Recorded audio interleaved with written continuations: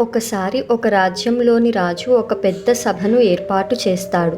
అందులో తన దగ్గర ఉన్న మంత్రులలో అతి ఉత్తమమైన, అనుభవజ్ఞులైన, జ్ఞానులైన వారిని పిలిచి, నాకు జీవితానికి సంబంధించి ఒక సూత్రం కావాలి. పెద్ద పెద్ద పుస్తకాలు, గ్రంథాలు, శాస్త్రాలు నాకు వద్దు. వాటిని చదివేంత సమయం నాకు లేదు.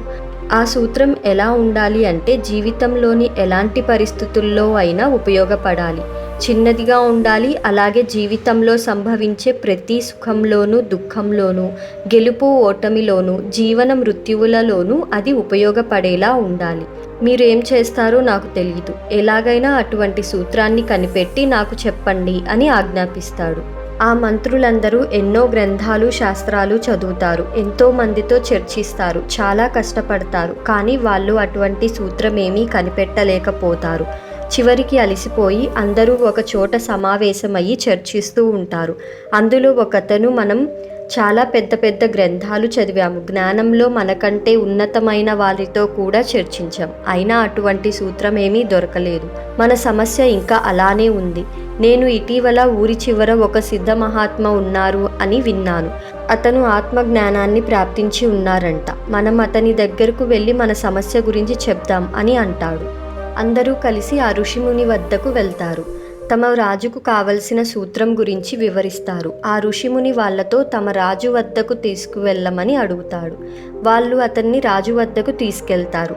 ఆ ఋషిముని తన చేతికి ఒక ఉంగరం తొడిగి ఉంటాడు. అది తీసి రాజుకిస్తూ ఋషిముని రాజుతో ఇలా అంటాడు, ఇది నువ్వు నీ వేలికి పెట్టుకో. ఈ ఉంగరానికి ఉన్న మెరిసే రాయి కింద ఒక కాగితం ఉంది. అందులో ఒక సూత్రం రాసి ఉంది. ఇది నాకు నా గురువు ఇచ్చారు. నాకు ఎప్పుడూ దీని అవసరం రాలేదు. అందుకే దీన్ని నేను తెరిచి చూడలేదు. కానీ దీన్ని నా గురువు నాకు ఇచ్చే ముందు నా దగ్గర ఒక మాట తీసుకున్నారు. దీన్ని నువ్వు కేవలం అప్పుడే తెరిచి చూడాలి. ఎప్పుడంటే నీ జీవితంలో సమస్యల మేఘాలు నిన్ను కమ్మేసినప్పుడు, నీకు ఎటువంటి ఉపాయం తోచకుండా అన్ని ద్వారాలు మూసుకుపోయి ఏం చేయాలో అర్థం కాక నిస్సహాయుడిగా ఉన్నప్పుడు మాత్రమే తెరిచి చూడు అని చెప్పాడు. కానీ నా గురువు కృప వల్ల నా జీవితంలో ఇప్పటి వరకు అలాంటి పరిస్థితి రాలేదు. ఇంకా నాకు దీని అవసరం కూడా లేదు. అందుకే ఇది నీకు ఇస్తున్నాను. కానీ నువ్వు కూడా నాకు అదే మాట ఇవ్వాలి. ఎందుకంటే ఇందులో ఉన్న సూత్రం చాలా అమూల్యమైనది, విలువైనది. దీన్ని ఎప్పుడంటే అప్పుడు తెరిచి చూస్తే అది అర్థహీనమైపోతుంది. కాబట్టి నీకు జీవితంలో ఎప్పుడైనా నిస్సహాయ స్థితి వచ్చినప్పుడు మాత్రమే దీన్ని విప్పి చూడు అని చెప్పి వెళ్ళిపోతాడు. ఆ రాజు దాన్ని అతని వేలికి ధరించి ఉంచుతాడు. కొన్ని సంవత్సరాలు గడిచిపోతాయి. మధ్య మధ్యలో అతనికి తెరిచి చూడాలి అనిపించినా, వద్దులే, మళ్ళీ ఇది పనికి రాకుండా పోతుందేమో అని ఆలోచించి ఆగిపోతాడు. కొన్ని సంవత్సరాల తరువాత ఒక పెద్ద యుద్ధం జరుగుతుంది. ఆ యుద్ధంలో రాజు ఓడిపోతాడు. అతని శత్రు సైన్యం గెలుస్తుంది. యుద్ధంలో చాలా నష్టపోతాడు. చివరికి తన ప్రాణాలు కాపాడుకోవడానికి గుర్రం ఎక్కి పారిపోతాడు. అయినా సరే ఆ శత్రు సైన్యం అతన్ని వెంబడిస్తూ ఉంటుంది. ఆ రాజు ఒక అడవిలో గుండా తప్పించుకునే ప్రయత్నం చేస్తాడు. అతని వెనక శత్రు సైన్యం గుర్రాల చప్పుళ్ళు వినిపిస్తూ ఉంటాయి.